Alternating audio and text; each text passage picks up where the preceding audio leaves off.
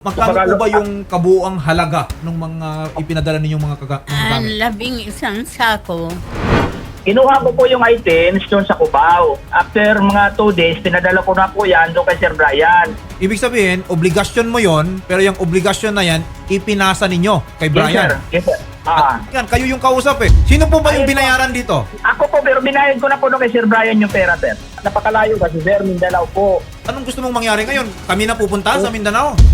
Hindi po, kinainano ko sir, kasi malayo kasi siya, sir. Yun nga eh, trabaho mo yun eh. Attorney, pwede din nating imbitahan ngayon dito si Sir Jeffrey Natad upang ibalita kay ma'am ang good news.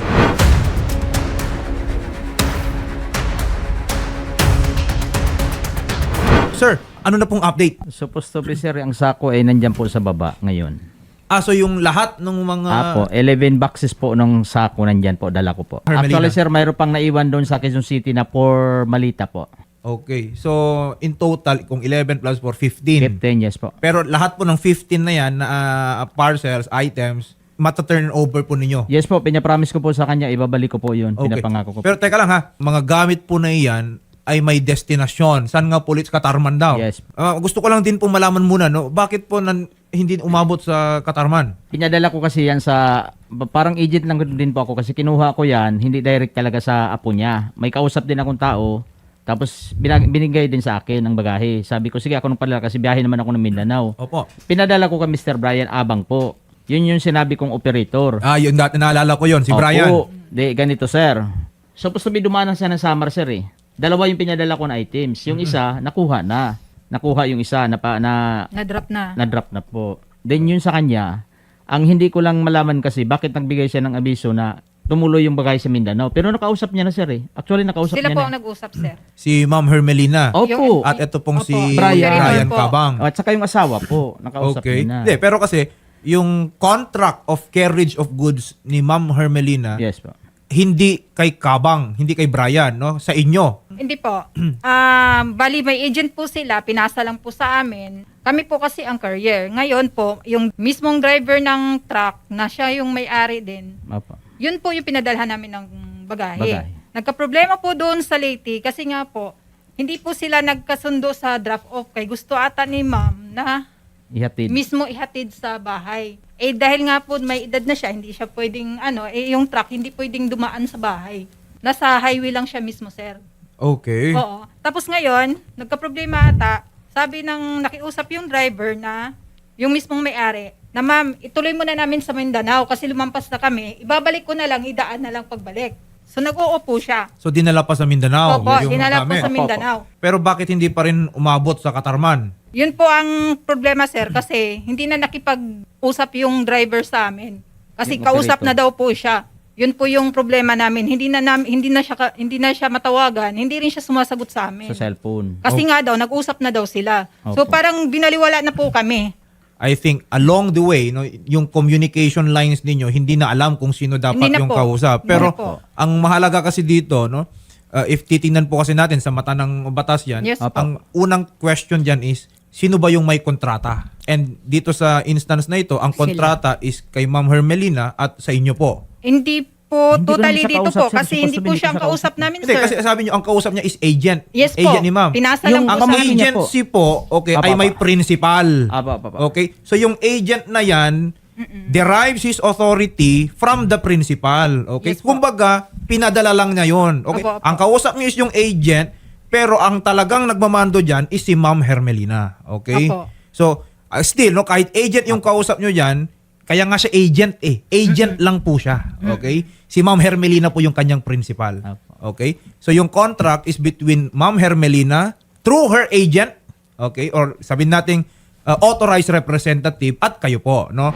Ito, ang gusto natin dito, solusyon. Apo, Yes yes, please. Okay? Apo. At so far, nandito naman na po yung mga Opo, actually nandyan na, sir. sako. Ito po ba nakita na ni Nanay itong mga Yes po. sako po na Nanay, nandyan na raw po Nakita yung ko na, mga sir, gamit. Pero sample hindi ko na yan matatanggap, sir, dahil ikaw naman gamit mo islagay sa sako. Kahit lang 1 buwan nga magkinabasa, di na magagamitan pag tinanggal. Siguro ko bulok na yan. Ma'am, Mga- wala naman pong nabubulok dyan. At saka pinatingnan Kasi po sa inyo basta yan. yung Ayaw niyo sako pong doon tingnan. eh. kung bakit pinaabot pa niyo ng 5 buwan. Ma'am, wala po kaming kakayahan kasi hindi po namin makukuha, hindi po namin pwedeng hatakin yung truck or sino man kasi hindi po namin hawak yung Kasi ma'am, ang bagahe. problema sa iyo, lahat kami natawag sa iyo paghingi sa number ng iyo truck ngayon sakyan. Hindi niyo kami binibigyan. Binigyan po kayo, ma'am. Ngayon, kay di namin naabangan sa alin pagbaba sa barko, sabi sa akin saan may nagpayo, pumunta ka niya sa LTO kung totoo nga di niraaram ang number sa kanara truck para makita. Minura pa ni, di ko alam ha, dahil Okay. di ko man nakita ang tao. Minura pa niyo sa cellphone Regarding doon sa binanggit niya, sir. Bakit yung po nakausap si Mr. Brian na nagbigay kayo ng authorized na pamuntang Mindanao po? Sige po. Wala pang bigay authorized. Sino po ang Dili kausap kami- ni Mr. Brian? Bakit hindi nga kami bakit po sinasagot, nakilala niyo si sir. Mr. Brian? Hindi kami sinasagot. Hindi niyo Nakausap niyo na niyo po sa- yan. Nung hindi niyo na lang Nakausap niyo na Ilang nga buwan po sa eh. Tsaka niyo kami balik-balik ko, sir. banalikan. Ang Okay. laki ng gasto Hindi. ko. So, Pagtatawag nila, mapunta ko dito. Kaya nandito na niya sa Manila. Tapos sasabihin naman sa akin, babalik naman kami Sino po sa ang Samar. nagbigay niyan? Sino Balik po? naman ako. Sir, Hindi. 3 Okay, beses okay. ako bumalik. Ganito ha, kasi nagkakalabuan. Opo. Okay? Nanay, Opo, nandyan sir. na po yung mga sako, mga gamit. No? Ang sinasabi po ninyo, may mga ilan po doon na baka sira na. Okay? Sira na yun, sir. Oh, ano po ba yung mga laman nung sako na yon? Are they Kung perishable? example man, may doon ako damit, may kortina, beads cover, di na magagamit. Sa klase na yan, sir, nga yupinan sa ako, basa. Ay, pag kinuha yan, bulok na. Hindi niyo po tiningnan, Nay. Okay. Biro mo 5 Ganito, buwan. Nakatingin lang kayo, hindi niyo naman po Ay, hindi hinawakan. pa natin Hindi po nabubuksan. nabuksan. Sir, sa hindi ko Ayaw po pinabuksan niyang yun. galawin, sir, kasi Okay. Galing ayaw ako na sa barangay, niya. sir eh. Okay. Gusto Hindi. ko maging legal kasi. Basta, oo. kung buksan Niligal man po yan, namin yan. Siya lang po ang ayaw niya, ma'am. Okay, Oo. hindi, ganito ha. Nanay, kung meron pong mga nasirang gamit po dyan, siyempre karapatan po ninyo no, Oo. na Opo, tama. mabayaran Opo. Yes po. doon sa damaged Yes po. items. Opo, No? oo. Pero, if hindi naman damaged no, and they are still in good condition, Yes, yes. okay, edi yun pa rin naman yung item eh. Dahil hindi naman dumating sa katarman, sir, kailangan ibalik yung Pwede ibinayad po, po niya. kahit kami po mismo po ang maghatid. Alright? Opo, Tapos, wala pong problema. i-check natin yung mga items, then we will factor in the delay. Opo. Okay? kung sa akin, mahirap ko na Nay, kargo matanggap. po yan, Nay. Kasi- Lahat ng mga bagahe, nadadaganan po, lalo na pag mga sako. Kasi malaking truck po yan eh. Kasi ma'am, Hindi po natin i-special na ibiyahe po yan. Bala, Pakinggan ikaw mo ang muna si ginasto. Mother. Sa 5 buwan nga Pakinggan ako mo si Ma'am. pabalik-balik. Sa 5 buwan, pag hinabol-habol ko sa iyo, mali. Pag Nay, ang address na iyo, nakikipag-ugnayan po kami ang sa address inyo. na- Doon sito nga 102. Hindi Nandun pala pa rin kayo kami, taga Nay. doon. Nandun pa rin Nagpunta ako kami, sa Nay. sarili. Mali lang po kayo. Ang dami niyo pong mali na Pasalitain sinasabi. mo muna. Okay. Oh, man, sa address na Andun pa rin po kami. Pag Gray Hills Resibo po, niyo. sa 102 po yun. Kung may kayong mga problema sa MBO driver, ayusan niyo. Hindi na ako At saka maghinabol-habol. nakipag-ugnayan kami Eh, sa ang inyo, gusto man ni Nay. Sir, ako maghabol sa kambrayan nga sa babae. Ang understanding po niya noon, parang iniwanan nyo na ba siya sa area at Hindi parang po siya na yung nangyari. maghahabol na lang doon kay, Hindi po kay nangyari Brian. yan, Ako Sir. maghabol. Di mo Hindi, gawain namin yun. kung hindi man po totoo yun, sige, ipagpalagay po natin na walang ganun nangyari. Opo. Pero still, no? The Totoo delay ito, of nandito 5 yan. months will Lahat speak for yan ng mga itself. salita na Okay. dito. Nay, nakipagtulungan po kami sa inyo. Sinundo ka pa nga ni Jeffrey para dalhin kayo sa barangay. Tapos hinatid pa kayo doon sa Opo. ano. Nakarating Naisip ako niyo sa po bahay ba niyo, yun? ma'am. Ay, Tulungan sa na ano? Wala kayo. po kaming hiningi sa Yun, inyo. nagpuntan ako dito kanda, Sir. Pero san una, pagtatawag ko kan Sir Jeffrey, ang Opo. salita, busy pa ako ate, busy pa ako. Dapat sinasabay mo man pagka-busy ang Yun po gamit yun. ko. Yun po yung pinagkabisihan namin na yung tatawagan si Brian, hindi po talaga namin makontak. Kahit nga kayo, di ba? Hindi nyo nga makausap. Tinataguan kayo. Isang pinapatayan bisis kayo ko ng nakausap ito cellphone. nga Brian, wala pa 1 month. Hindi namin Ang isa lang salita alam yung niya. cargo, Pero sir, nakausap kung- niyo na po si Brian. Isang Kahihiyan bisis. yan eh. Oh. Yes, Sinungaling actually, yan. sa totoo lang, Nagsabi naman, nakausap man niya or hindi yung Brian, still, okay, the 5 months na delay na yan will Opo. speak for itself. Okay? Na hindi naging maayos yung serbisyo. Sir, may delay eh. At may expense si ma'am doon sa mga pagpa-follow up po niya, yung mga pinupuntahan-puntahan po niya. So I think it's only reasonable and fair na kahit papano is meron ding danyos na matanggap po si ma'am. Meron po ba kayong may offer? Sa ngayon, Pwede sir, ba wala ako magsalita, talaga sir? kaming maibigay Sir, kasi sige. naabala din kami. Wala rin po kami talagang...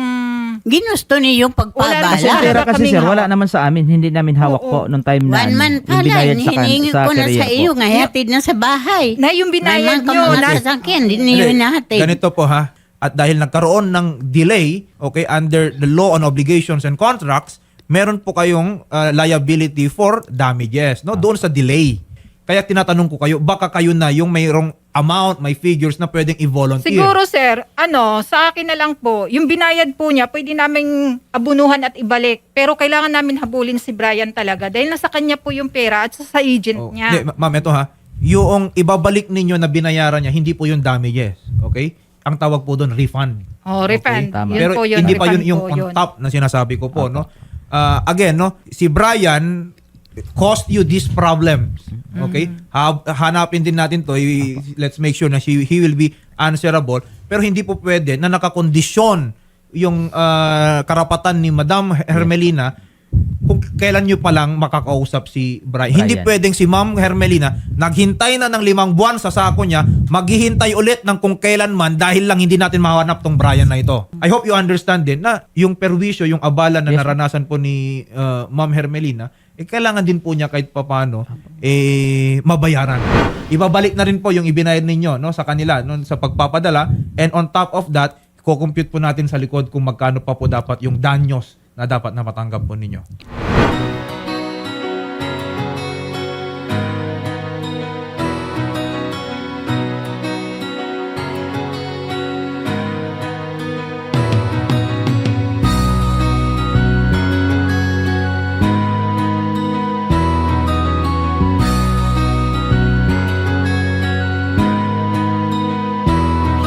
Rapi tulpo, isang taong hindi ka iiwanan. Basta nasa tama ka, ilalabang ka ng patayon. Kahit na sariling reputasyon niya ang itaya, ipagtatanggol ka niya kahit siya ang mapahiya. Ang sarap kapag panatagsan man ng iyong tungtungan, dahil merong rapi tulpo ka na masusunod.